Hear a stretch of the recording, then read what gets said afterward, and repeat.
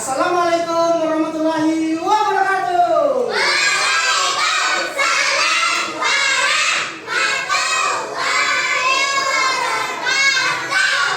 Bagaimana kabarnya hari ini? Alhamdulillah luar biasa.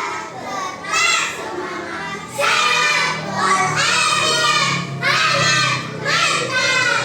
Ya, kita hari ini kembali lagi dengan P5. Apa itu P5? Proyek penguatan profil pelajar Pancasila. Nah, itulah. Pada pertemuan sebelumnya kita sudah mengenal apa itu P5 secara umum. Apa tema kita sudah kita kenal. Nah, Bapak ingin mengulang lagi. Tema kita itu adalah gaya hidup berkelanjutan. Apa tema gaya hidup berkelanjutan itu? Nah, salah satu proyek yang akan kita lakukan adalah itu bagaimana kita mencintai lingkungan, bagaimana kita menjaga lingkungan agar bersih, bagaimana membiasakan kebun pian bertahan agar cinta kebersihan, cinta lingkungan, dan tidak ingin membuang sampah sembarangan. Nah, jadi tujuan kita belajar P5 tentang gaya hidup berkelanjutan ini adalah agar bubuhan pian bertahan mencintai lingkungan yang ada di sekitar, bukan hanya di lingkungan sekolah saja, tapi juga di lingkungan rumah. Buhan pian bisa mengetahui bagaimana apa saja alat-alat untuk membersihkan lingkungan itu. Apakah kita bisa membersihkan sesuatu itu tanpa alat yang tepat? Tentu tidak. Pasti untuk membersihkan segala sesuatu ada alat yang harus digunakan. Nah, salah satunya di depan sini. Nanti Bapak jelaskan penggunaan alat-alat ini. Bapak ingin mengecek kehadiran dulu lah. Ahmad Sayuti. Hadir. Untuk kita memulai pelajaran tentang P5, mari kita berdoa bersama-sama. Bismillahirrahmanirrahim. Raditu billahi rabba wa bil islami dina wa bi Muhammadin nabiyyan wa rasulah. Rabbi jibni ilma warzuqni fahma walhamdulillahi rabbil alamin. Baik, kita sudah berdoa. Bapak ingin mengecek semangat bonfir dulu karena Bapak melihat bonfir terlihat letih lesu mulai bencana itu sudah bencana. Tepuk semangat.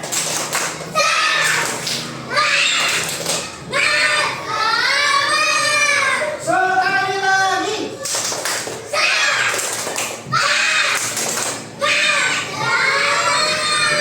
Ya, kita mulai belajar lah tentang P5. Hari ini adalah kontekstualisasi. Guys, apa itu Pak kontekstualisasi? Bapak akan memperkenalkan lebih dalam lagi.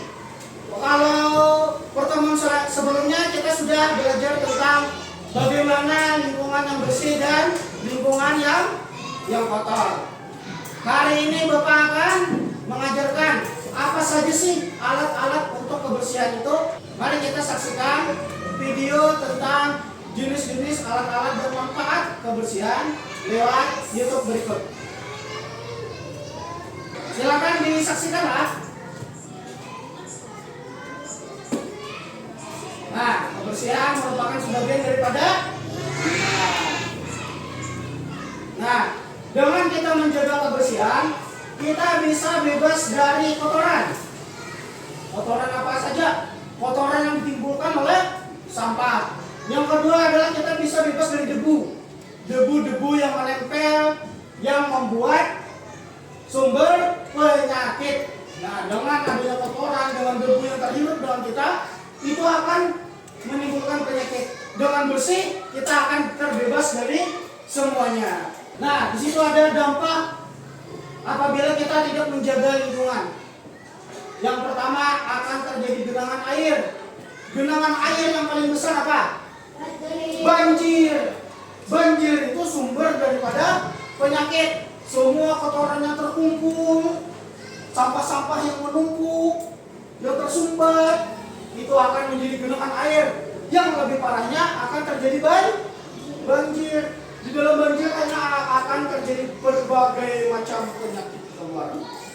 Ya, nah, bagaimana kita untuk menjaga kebersihan? Ini ada beberapa kegiatan kebersihan di sekolah.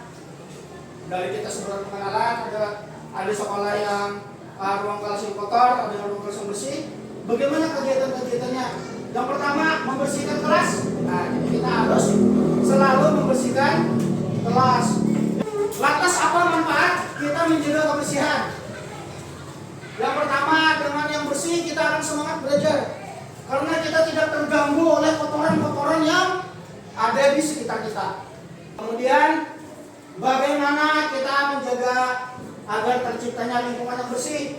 Yang pertama, membuang sampah pada tempatnya. Kita harus membuang sampah pada tempatnya.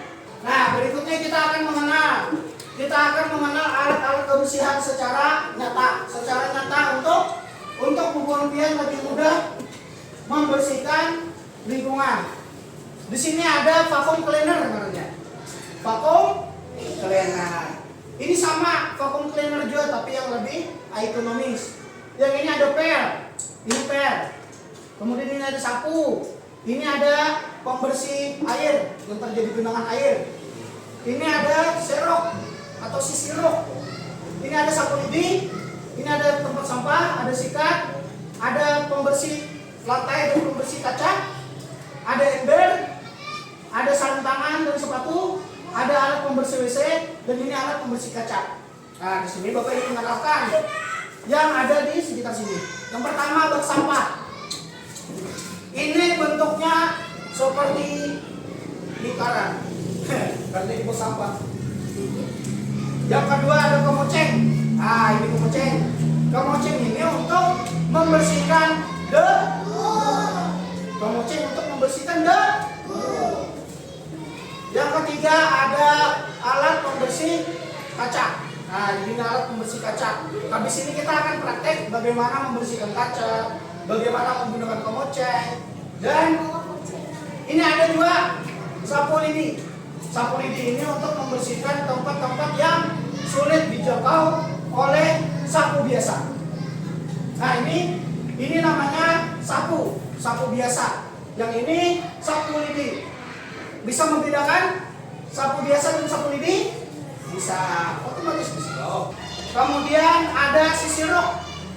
Ini sisirok. Kemudian ada pembersih lantai dan pembersih kaca. Tinggal disemprot, ciu ciu ciu. Ciu ciu, cepet. Tinggal dibersihkan, maka kaca akan terlihat kinclong. Yang terakhir ada pel. Nah, ini pel. Pel ini untuk menyapu lantai yang sudah kita sapu dengan bersih, kemudian kita pel. Baik, kita akan praktek dari kelompok 1. Nah, kelompok 1. Kita akan praktek menggunakan ini alat pembersih kaca. Ya, silakan. Yang pertama yang dilakukan adalah semprot kacanya. Sudah. Kemudian ditarik ke bawah.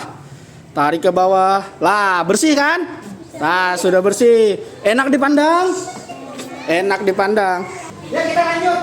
Sekarang bagaimana kita menggunakan sapu dan serok? Ayo, kelompok berapa yang mau? Kelompok 3. Ayo, silakan kelompok 3. Kelompok 3 gunakan serok dan sapunya. Silakan nih. Ini kelompok 3 sini. Satu orang megang, satu orang menyapui. Ya, silakan disapui. Dekatkan kepada seseroknya. Ketika kita menyapu, jangan sampai seserok ini terangkat. Jika terangkat, itu akan mengakibatkan sampah yang sudah kita ambil dengan sapu itu bertebaran kemana-mana. Sudah paham? Berikan tepuk tangan untuk kelompok 3. Terima kasih. Nah, sudah paham kan kemudian bagaimana cara menggunakan alat-alat kebersihan ini? Paham? Selanjutnya Bapak akan mengetes pengetahuan kalian dengan cara kita bermain puzzle.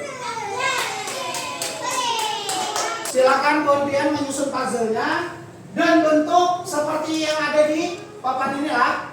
yang seperti yang ada di layar. Ini sudah Bapak potong-potong, Bu Hanpian tinggal menyusun. Bapak bagi satu-satu dulu. Ya, disusun sesuai gambar. Di sini, di bawah. Fokus, menyusun. Di lawan sampah. Ayo, Woi. disusun kerjasamanya. Ya sudah, mana Bapak melihat? Coba lepas. Apakah sama dengan gambar? Ya, sama. Ya, kelompok 4 sudah berhasil.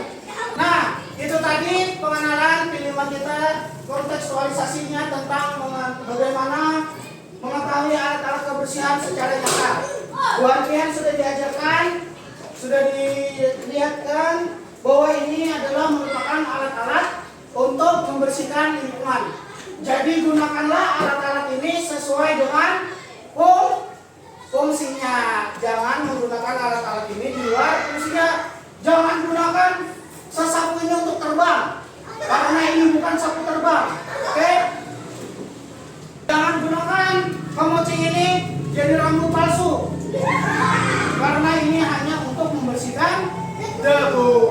Ya sudah, itu saja materi P5 tentang kontekstualisasi kita hari ini. Bapak mohon maaf jika ada kesalahan. Silakan simpuli barang-barangnya. Ya silakan pulang.